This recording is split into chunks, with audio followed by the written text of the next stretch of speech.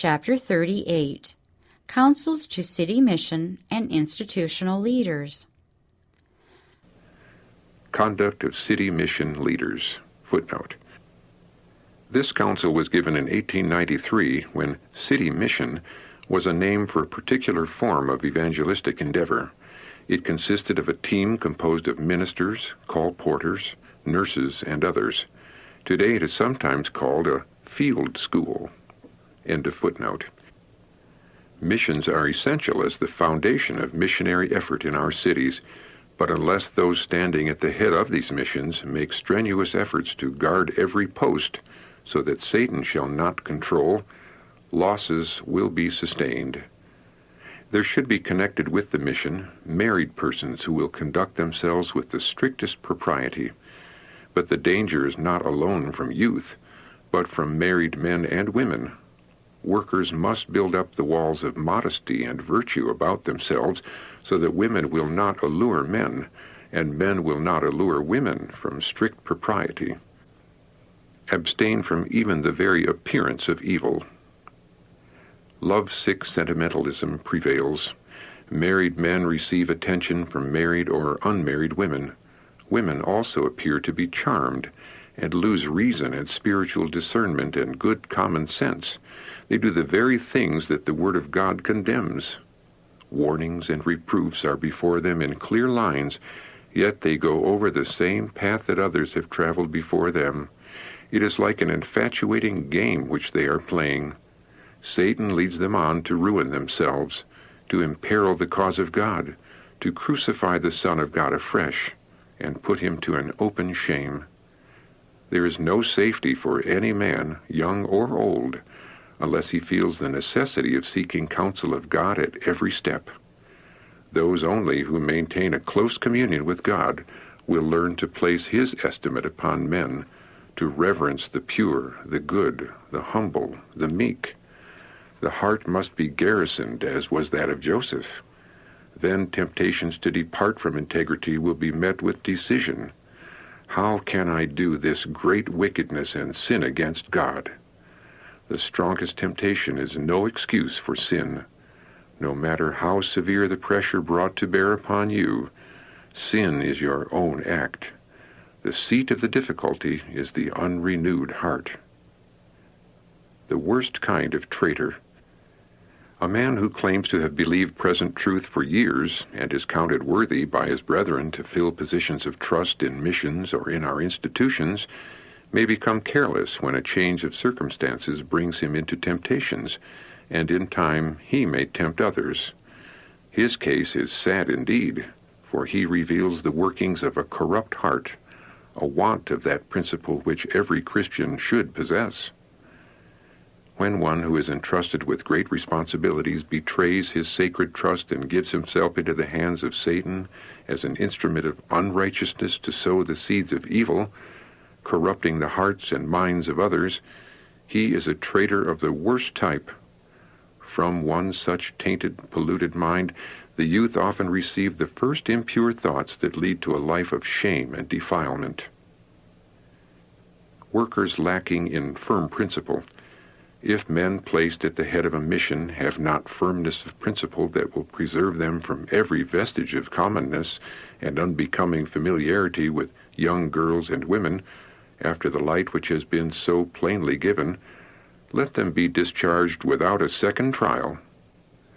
There is a depravity of the soul which leads to these careless habits and practices which will far overbalance all the good such persons can do.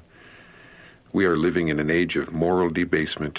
The world is as a second Sodom.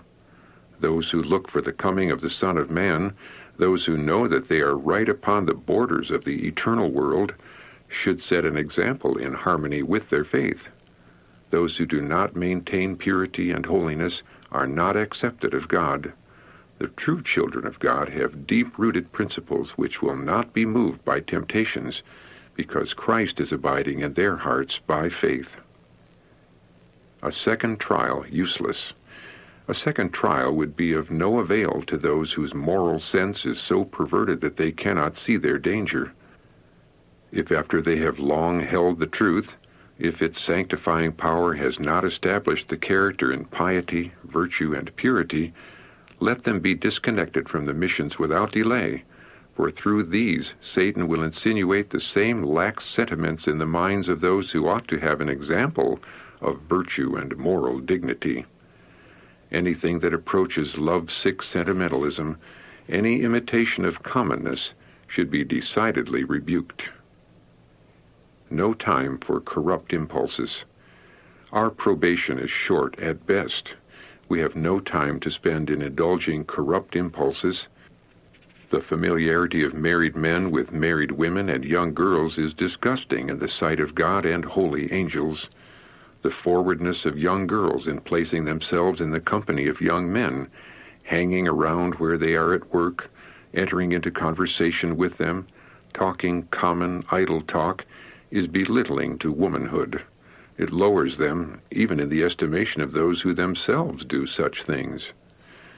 There is a positive necessity for reform in all our institutions. All frivolity, all undue attention of men and women, must be condemned and discontinued.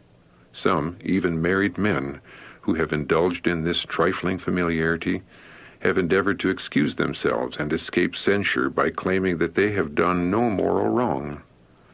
Was it no moral wrong to jest, joke, and pay flattering attentions to young women? Are you not starting in their minds a train of thought which it is impossible for you to change?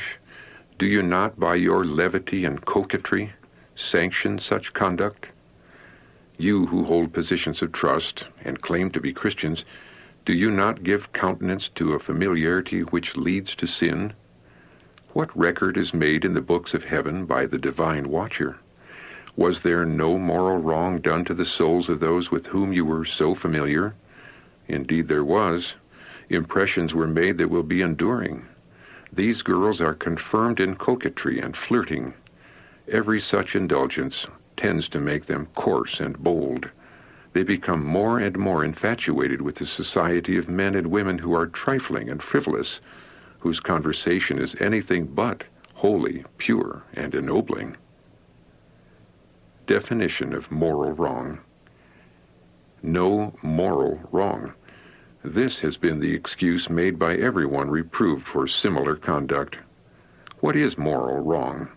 Have your spiritual senses become so blinded that you cannot discern the truth? Do you not know that grapevines will not bear thorns, nor bramble bush grapes?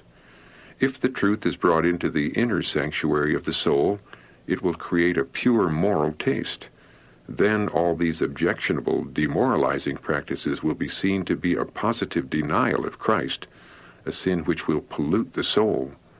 All trifling, jesting, joking, and flattery spoken to young girls or women, boys or men, are thornberries, and that which produces them is a thorn bush, for the tree is known by its fruits. Let not those who profess the religion of Christ descend to trifling conversation, to unbecoming familiarity with women of any class, married or single. They should keep their proper places with all dignity. At the same time, they may be sociable, kind, and courteous to all. Young ladies should be reserved and modest. When they walk out, if in health, they do not need the supporting arm of any man. They should give no occasion for their good to be evil spoken of. Every health institution a missionary field. Men should be chosen to stand at the head of our institutions who have not only good, sound judgment, but who have a high moral tone, who will be circumspect in their deportment, pure in speech, remembering their high and holy calling, and that there is a watcher, a true witness to every word and act.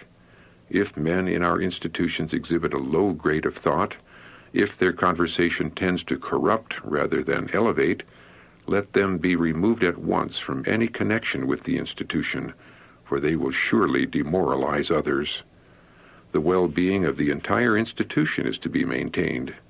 Ever bear in mind that each of our health institutions is a missionary field. God's eye is upon it day and night. No one should feel at liberty to allow even the appearance of evil. Evil.